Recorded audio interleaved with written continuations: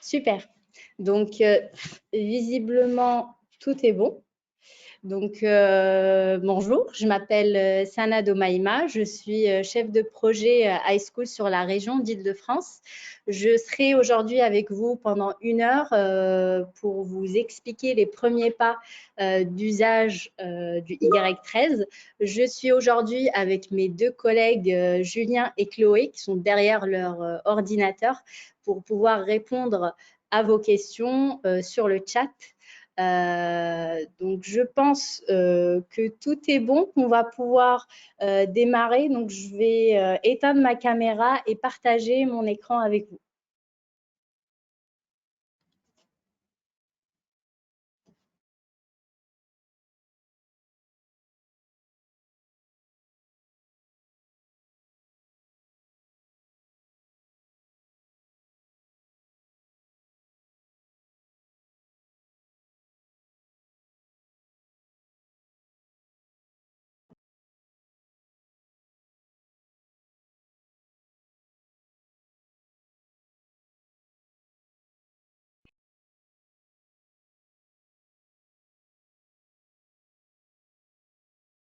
OK, donc vous voyez bien mon écran. Avant de commencer, vous avez une petite console GoToWebinar à droite de votre écran. C'est une console qui va vous permettre de piloter un petit peu le webinaire. Vous avez un bouton pour réduire la console si elle vous gêne. Vous avez également un espace où on a mis le document donc, du support de la présentation. Et vous avez enfin un espace où vous pouvez poser vos questions sur le chat, dans le chat, pardon. Et il y aura mes 2 collègues qui vont pouvoir vous apporter des réponses.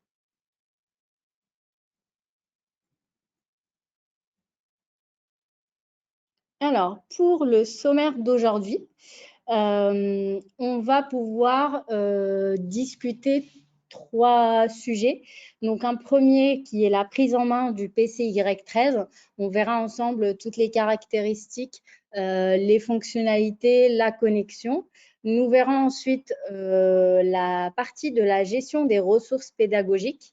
Donc, tout ce qui est application des manuels numériques, comment on télécharge une application. Et finalement, nous allons parler assistance. Donc, je partagerai avec vous un site internet qui est très riche d'informations et puis la base de connaissances donc, dans laquelle vous pouvez vous rendre si jamais vous avez des questions. C'est comme c'est une foire aux questions. Et finalement, le site d'assistance en cas de problème technique avec votre équipement numérique. Donc, on va tout de suite attaquer la première partie qui est la prise en main du PC Y13. Donc, on va commencer avec les caractéristiques du PC.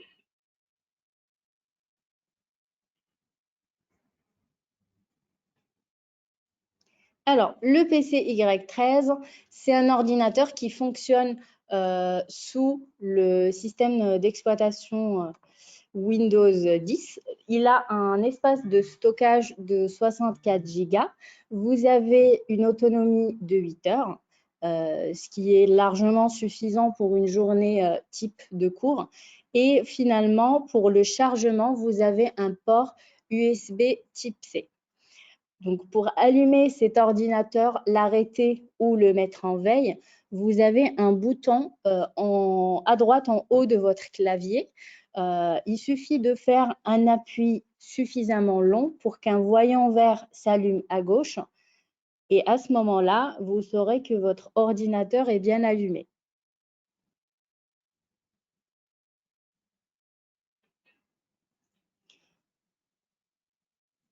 Pour la partie codectique, donc vous avez pas mal de fonctionnalités. Vous avez une webcam, vous avez des micros, le clavier, etc. Mais vous avez surtout donc les connectiques qui sont sur les 2 parties gauche et droite du PC. Donc sur la vue gauche, vous avez un premier port qui est le port USB type C, qui permet de charger votre ordinateur. Vous avez l'USB 3.0, donc représenté par le numéro 9, et c'est le deuxième port ici. Et donc, ce port vous permet de connecter des périphériques USB en option, par exemple un clavier, une souris, un disque dur ou encore une imprimante. Et finalement, vous avez un port mini HDMI qui permet de connecter un périphérique audio ou vidéo. Sur la vue de droite, vous avez une prise jack qui vous permet de brancher des haut-parleurs ou un casque filaire. Vous avez le port USB classique donc, qui vous permet de brancher une clé USB si vous estimez que vous n'avez pas assez d'espace ou que vous voulez simplement avoir une copie de votre donnée sur un espace de stockage externe. Et je vous recommande vivement de le faire, de toujours avoir une copie de ces données ailleurs que sur l'ordinateur. Et finalement, un emplacement micro SD qui permet de connecter des cartes mémoire. Donc, ça vous permet encore une fois d'avoir un espace de stockage supplémentaire en mettant une carte micro SD.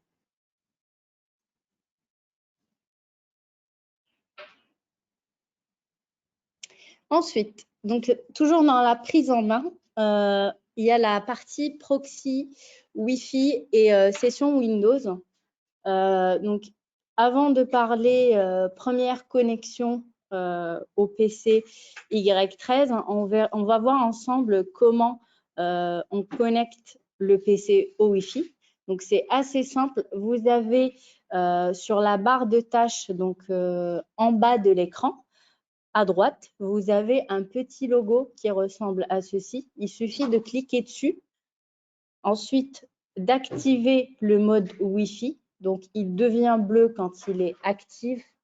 Et ensuite, vous aurez une liste déroulante de tous les réseaux locaux qui sont disponibles. Vous n'avez qu'à choisir le réseau Wi-Fi qui vous convient. Vous tapez le mot de passe, vous validez et votre PC Y13 est connecté à Internet.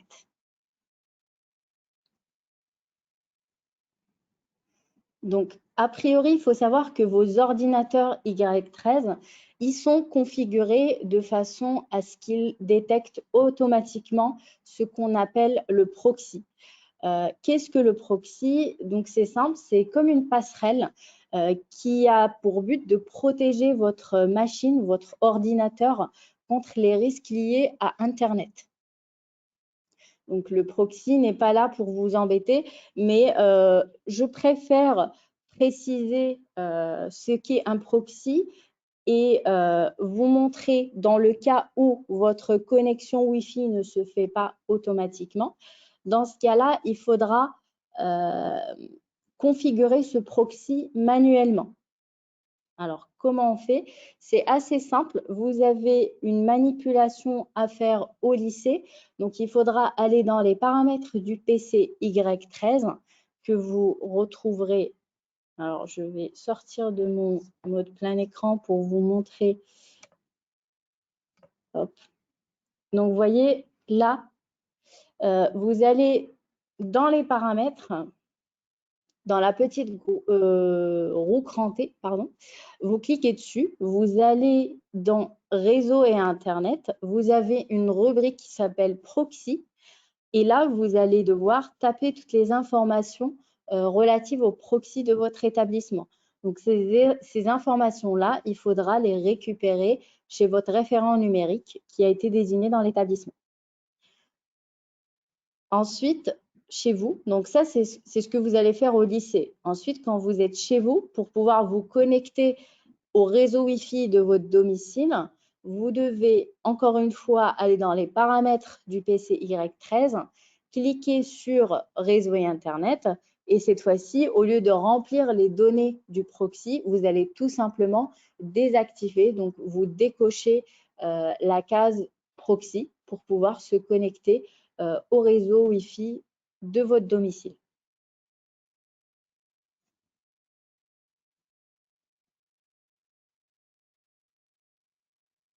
Donc là, vous allez voir sur votre écran un sondage rapide qui vous pose la question si vous vous êtes déjà connecté une première fois à votre PCY13. Donc, je vous invite à y répondre avant qu'on passe à cette partie de connexion à la session ENT ou autre utilisateur pour pouvoir se connecter une première fois au PCY13.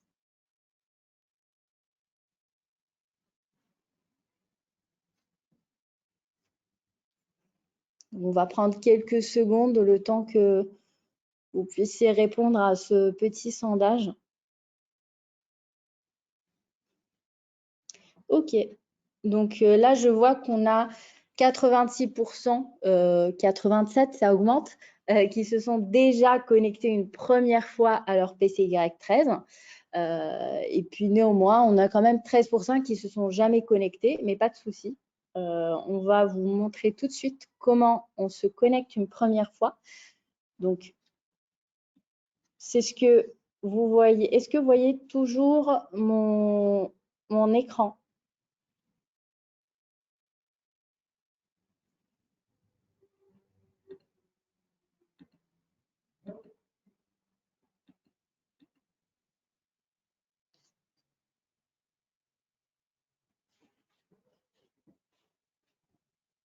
OK, donc pour la partie session Windows, pour vous connecter une première fois à votre PCY13, j'imagine que vous avez bien activé votre compte ENT à l'avance.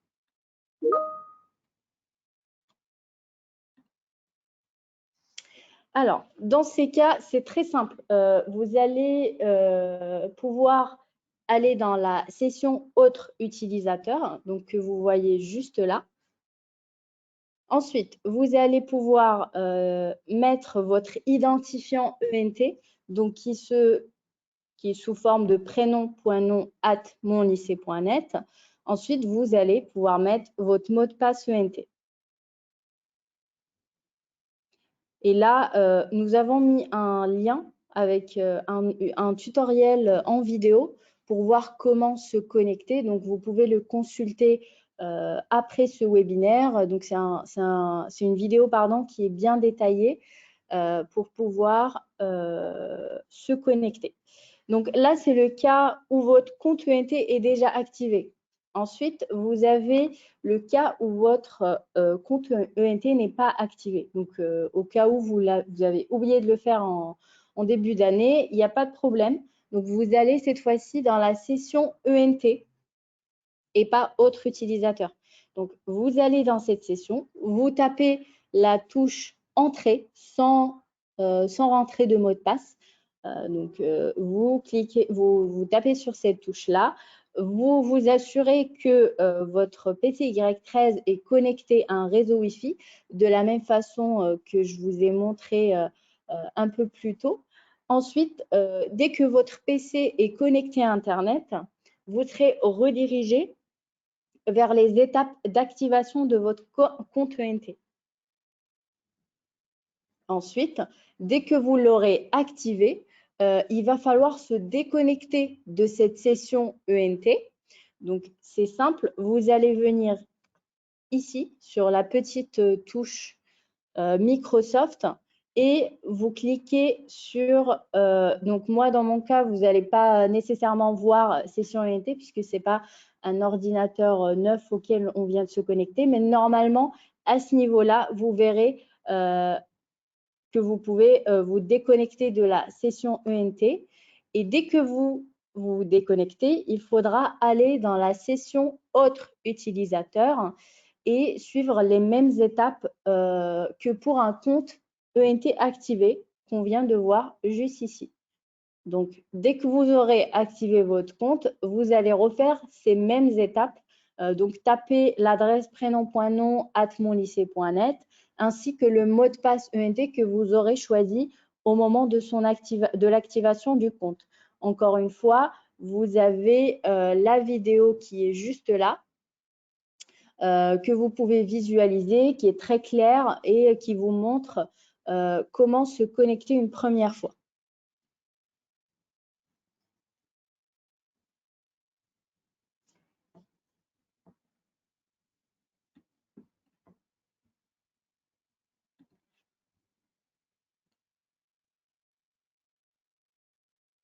Donc, avant de passer à la partie MDM, je vais demander à ma collègue Chloé s'il y a des questions par rapport à ce qu'on vient de voir. Absolument pas. Ça doit être très clair. Où elles vont venir.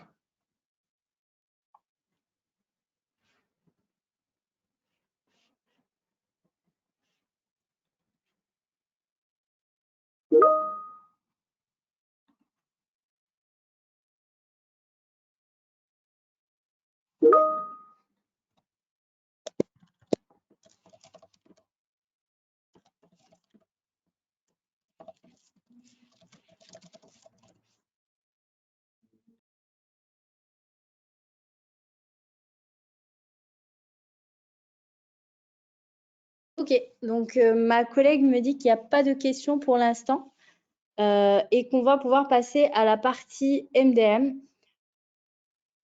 pour découvrir déjà ce qu'est un MDM, donc Mobile Device Manager.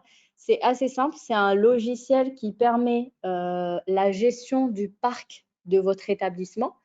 Donc, il permet de faire l'inventaire des équipements numériques, de pouvoir déployer et mettre à jour les applications en masse dans votre établissement, notamment les applications des manuels numériques, et pouvoir configurer des réseaux, notamment le réseau Wi-Fi. Donc, on peut faire descendre le réseau Wi-Fi de l'établissement sur l'ensemble des équipements numériques de l'établissement.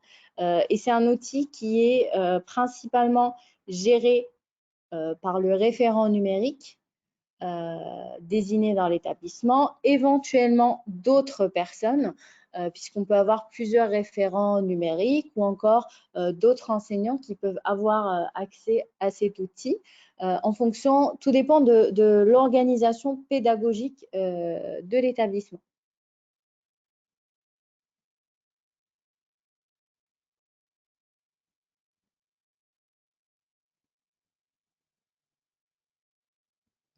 Alors, on revient sur le repérage dans l'interface Windows. Donc, on a fait un petit aparté pour expliquer ce qu'est le MDM, donc l'outil qui permet de gérer l'ensemble des équipements que vous avez à disposition. Et on va revenir sur notre PC Y13 pour voir ensemble les éléments essentiels à connaître pour pouvoir bien naviguer sur cet outil-là. Donc, vous avez l'écran d'accueil du PC. Vous avez la barre de tâches donc, qui est juste en bas. Vous avez les raccourcis des logiciels. Donc, je vais vous montrer directement sur mon PC Y13. Donc là, vous avez l'ensemble des raccourcis, des applications logicielles qui sont sur l'ordinateur. Vous avez la barre de tâches dans laquelle vous avez également les petits widgets, c'est des raccourcis des applications.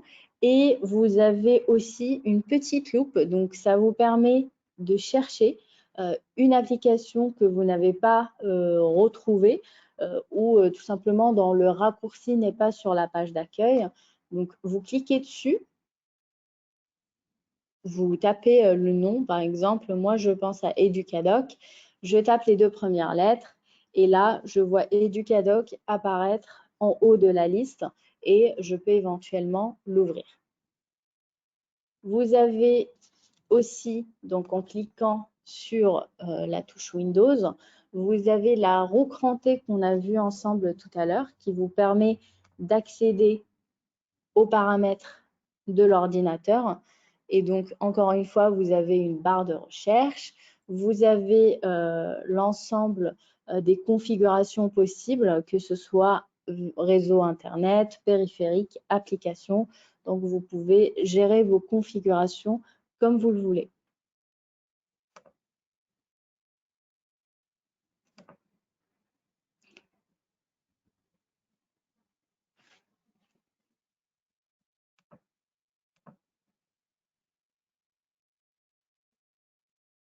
Et finalement, vous avez le Windows Store, donc qui est juste là sur la barre de tâches. Je clique dessus et je peux accéder à toutes les applications qui sont disponibles sur ce store-là, que vous pouvez télécharger en fonction de vos besoins. Je souligne que le Microsoft Store est disponible à la fois pour les élèves et pour les enseignants.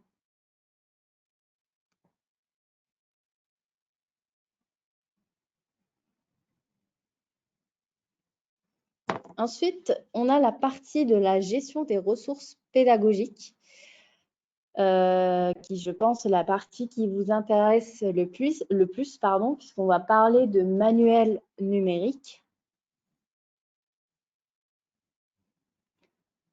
Mais avant cela, on va voir ensemble les applications et les sites internet, qui sont préinstallés dans le Y13.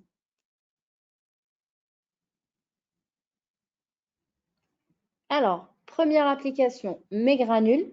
C'est une super application.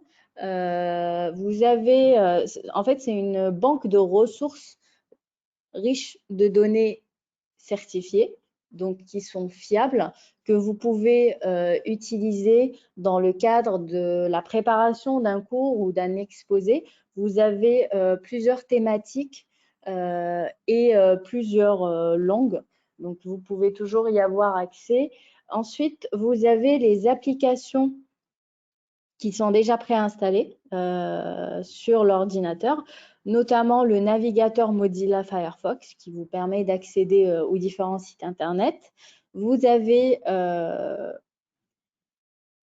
VLC, donc c'est une application qui vous permet de lire du contenu multimédia, et vous avez la suite LibreOffice qui vous permet de faire du traitement de texte, entre autres. Et évidemment, les manuels scolaires numériques, donc Educadoc, le livre scolaire, Bibliomanuel et LibManuel.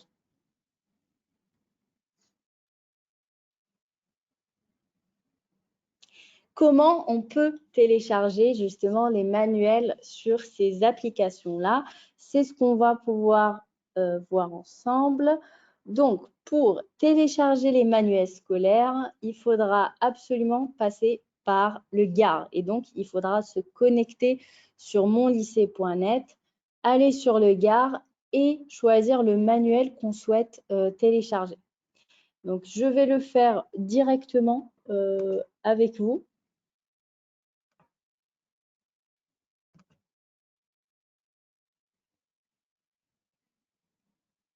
Donc là, moi, je suis déjà connectée à mon compte ENT. Je vais aller sur la page d'accueil pour que vous puissiez voir exactement, pour avoir la même vision que vous aurez dès que vous serez connecté. Donc là, vous avez une petite barre en haut d'écran. Vous avez une grille, mes applis. Vous cliquez sur plus.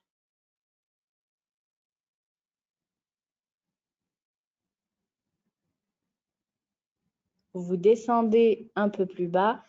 Et là, vous avez Médiacentre, Gare. Vous cliquez dessus.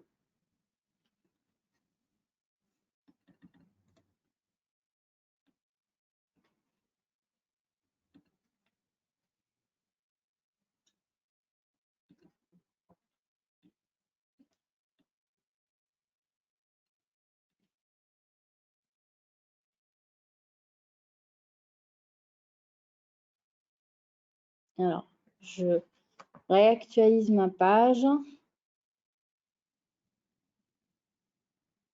Hop. Et là, je vais pouvoir voir tous les manuels qui sont disponibles.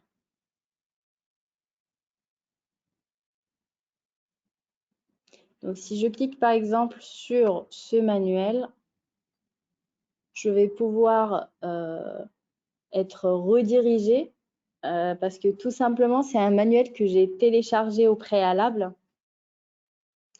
Donc, vous allez, une fois que vous aurez cliqué sur le manuel que vous souhaitez voir, vous allez dans un premier temps pouvoir le consulter en ligne sur le navigateur. Vous avez deux petites flèches à gauche et à droite sur lesquelles vous pouvez cliquer pour feuilleter le manuel.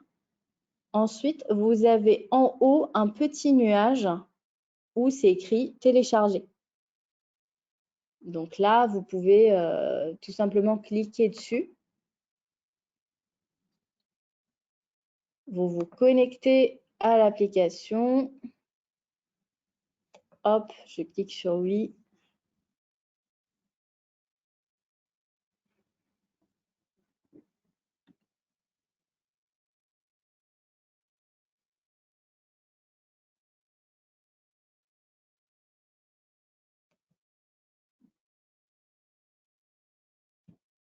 Normalement, là, je dois être redirigée vers Educadoc. Donc, moi, j'ai installé au préalable le manuel pour que ça ne nous prenne pas beaucoup de temps, puisqu'on n'a qu'1 heure.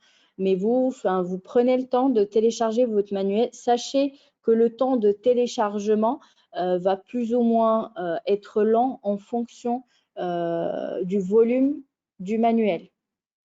Donc là, une fois que vous l'aurez téléchargé, vous pouvez bien sûr le consulter. Vous allez directement rediriger vers l'application à travers laquelle vous allez pouvoir consulter ce manuel. Sachez que vous pouvez le consulter en ligne et hors ligne. Donc, même si vous n'avez pas de connexion Wi-Fi, si vous avez déjà le manuel téléchargé, vous pouvez y avoir accès, tout simplement. Donc là, si je vais sur l'accueil, je vois que j'ai un manuel Miradas qui est déjà téléchargé.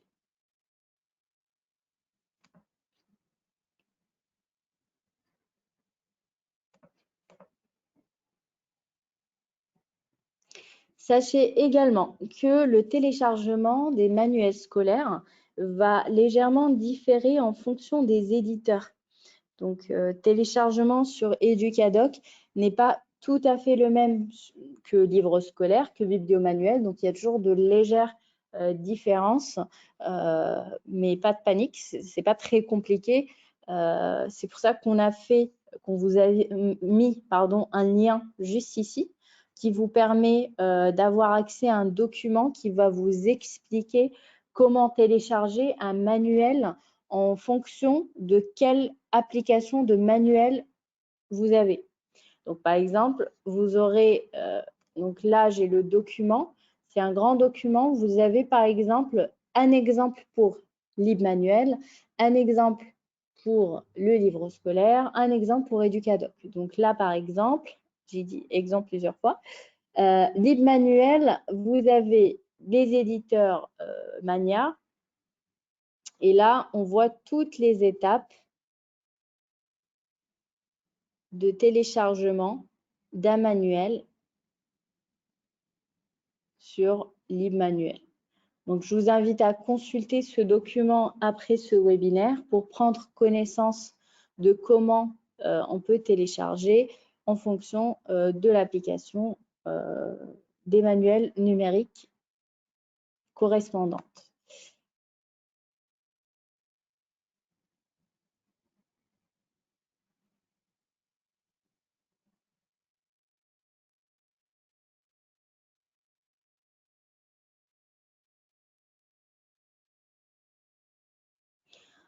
Alors, je vais demander à ma collègue s'il y a des questions par rapport au téléchargement des manuels numériques. Alors, est-ce que tu m'entends, Omaima? Ok.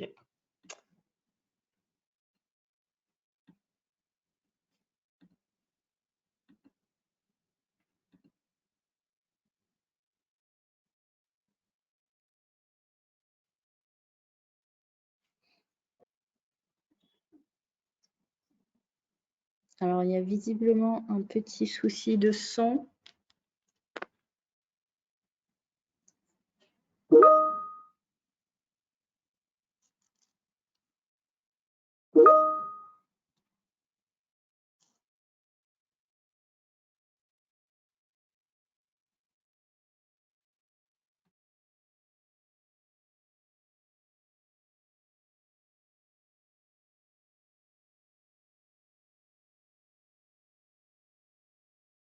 Donc, on me dit que mes collègues répondent bien aux questions sur le chat. Pour l'instant, on n'a pas de questions particulières, donc on essaie de répondre à toutes vos questions sur le chat. On va donc passer à l'autre partie, donc qui est l'ajout d'une application. Alors, pour installer une application sur le PC Y13, donc on a 3 cas de figure en fait. Le premier, c'est quand l'application est disponible sur le Microsoft Store. À ce moment-là, vous êtes autonome, vous pouvez la télécharger tout seul. Donc, pas de souci. Je vais juste, excusez-moi, je vais juste fermer Educadoc, comme ça, il ne nous gêne pas. Donc, je disais, si l'application est disponible sur le Microsoft Store, vous allez simplement dans le Microsoft Store et vous la téléchargez. Si l'application est dans le catalogue du MDM, à ce moment-là, il faudra demander à votre référent numérique de vous la faire installer sur votre PC ainsi que sur le PC de vos élèves, par exemple. Donc là, on a mis un lien vers la liste des applications qui sont disponibles pour le Y13. Donc, hop, on a par exemple Audacity, Bibliomanuel, Educadoc, GeoGebra, Notepad, Python, etc. Donc, je vous laisse regarder toutes ces applications après notre webinaire et n'hésitez pas à vous rapprocher de votre référent si jamais il y a une application qui vous intéresse et que vous souhaitez télécharger. Ensuite, il y a le troisième cas, quand l'application n'est pas disponible dans le MDM. À ce moment-là, il faudra quand même se diriger vers son référent numérique, encore une fois, pour en faire la demande. Et c'est au référent numérique de transmettre votre demande à la DAN. Et donc, la DAN va pouvoir étudier votre demande. Sachez que nous, on communique assez souvent avec les DAN et avec la région pour voir quelles sont les applications qui reviennent assez souvent et qui peuvent vous aider dans le quotidien. Donc, n'hésitez pas à faire votre demande à la DAN. Et puis nous, une fois que la DAN aura étudié la demande, que la région aura validé, nous, on mettra à votre disposition cette application.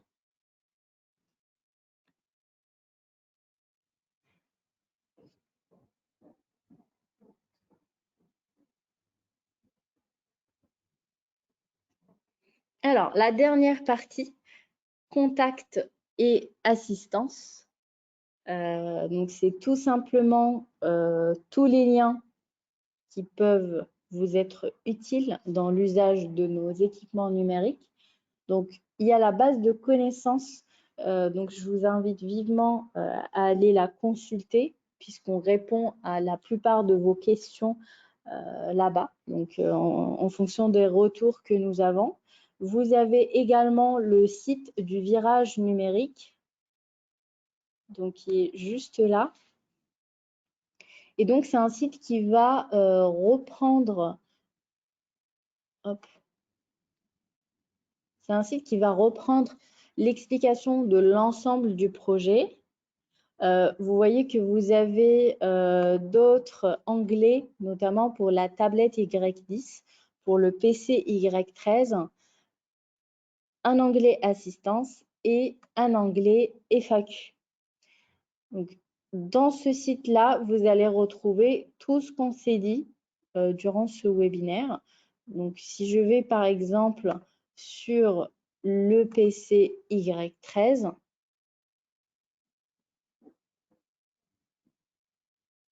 vous allez pouvoir retrouver toutes les informations concernant la présentation, la prise en main, les applications, les manuels scolaires dont on vient de parler. Hop, je vais descendre un peu plus bas. Vous avez notamment la vidéo dont j'ai parlé au tout début, donc pour la première connexion. Vous allez également la retrouver sur ce site. Vous avez tout le détail de la connexion.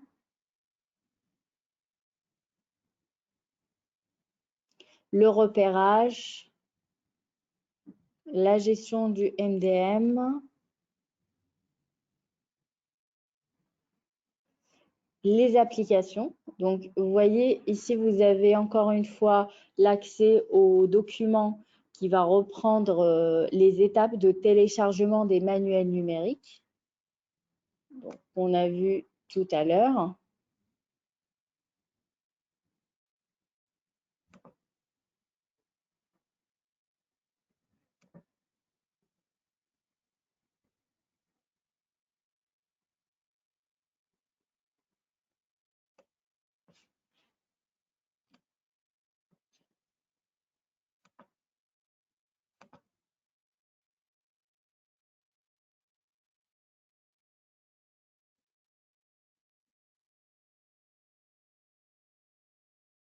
Je remonte pour vous remontrer les deux onglets qui sont aussi importants.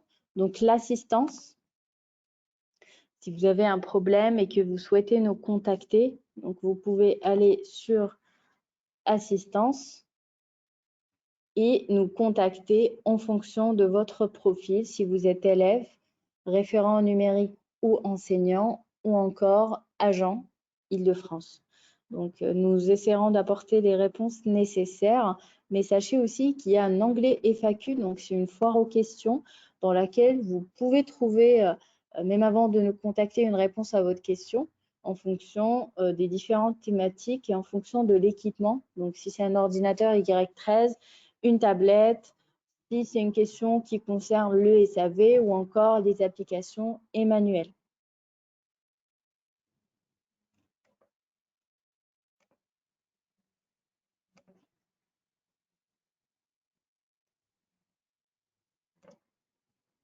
Et puis, vous avez évidemment le site Assistance IDF, donc pour le SAV, quand vous avez un souci technique avec votre PC Y13, allez sur ce lien et contactez-nous pour qu'on puisse évaluer le problème de votre ordinateur et vous guider pour trouver une solution.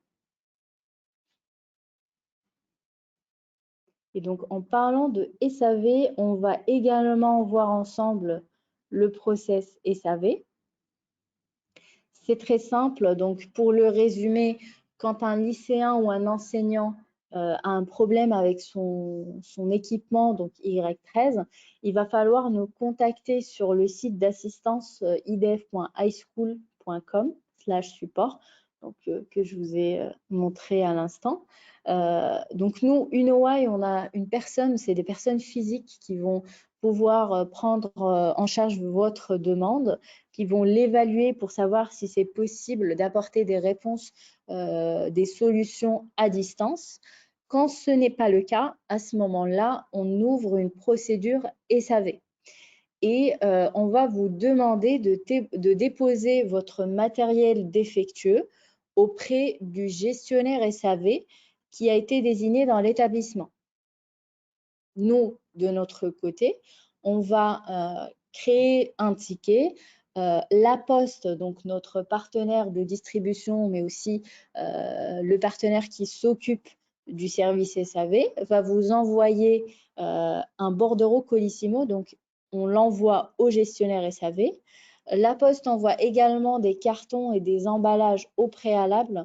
Donc, normalement, tous les établissements d'Île-de-France ont dû recevoir des cartons et des emballages qui sont à disposition justement pour le SAV. Donc, la procédure est simple. Donc, dès que le gestionnaire va recevoir ce bordereau Colissimo, il va mettre le matériel défectueux dans les emballages qui sont mis à disposition, coller le bordereau Colissimo et mettre le colis dans le réseau postal comme un colis lambda. Et donc, ce colis-là va partir chez la Poste pour être réparé ou remplacé en fonction de l'incident, en fonction du problème du PC. Et ensuite, la Poste va renvoyer le matériel réparé à l'établissement pour le propriétaire du matériel qui doit récupérer son matériel, encore une fois, auprès de son gestionnaire SAV. Donc, on a mis un petit lien ici. Si vous voulez aller voir la procédure SAV en détail, vous aurez toujours l'occasion de le faire puisque le support est dans le webinaire. Donc, il vous a été transmis sous forme de PDF. Donc, vous pouvez toujours le consulter.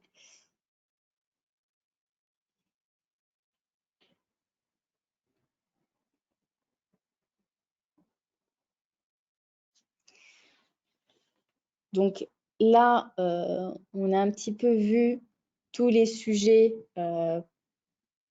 d'initiation à l'usage du Y13. Je sais que mes collègues sont en train de répondre à vos questions sur le chat. Donc, n'hésitez pas à nous contacter si jamais vous avez eu des questions en dehors de ce webinaire. Vous avez toujours nos liens d'assistance. Donc, vous aurez toujours une personne qui viendra pour répondre à vos questions. Je vais redemander à ma collègue s'il y a des questions auxquelles je peux répondre. Je sais qu'ils sont tous en train de répondre à votre petite question. Mais voilà, donc ma collègue me confirme qu'il n'y a pas de question particulière à laquelle je peux apporter des réponses. Donc, ils sont en train de tout mettre sur le chat.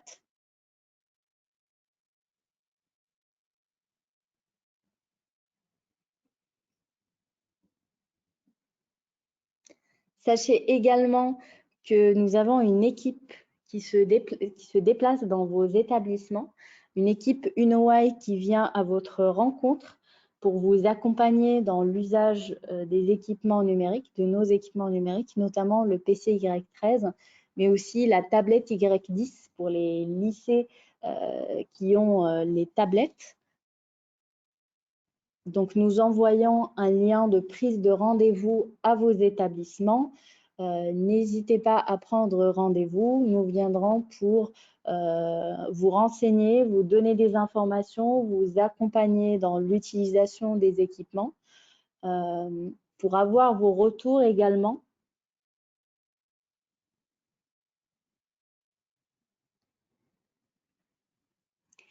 Donc, voilà, notre webinaire va toucher à sa fin. Donc, je laisse quand même quelques minutes pour voir s'il y a d'autres questions qui arrivent sur le chat avant de clôturer ce webinaire.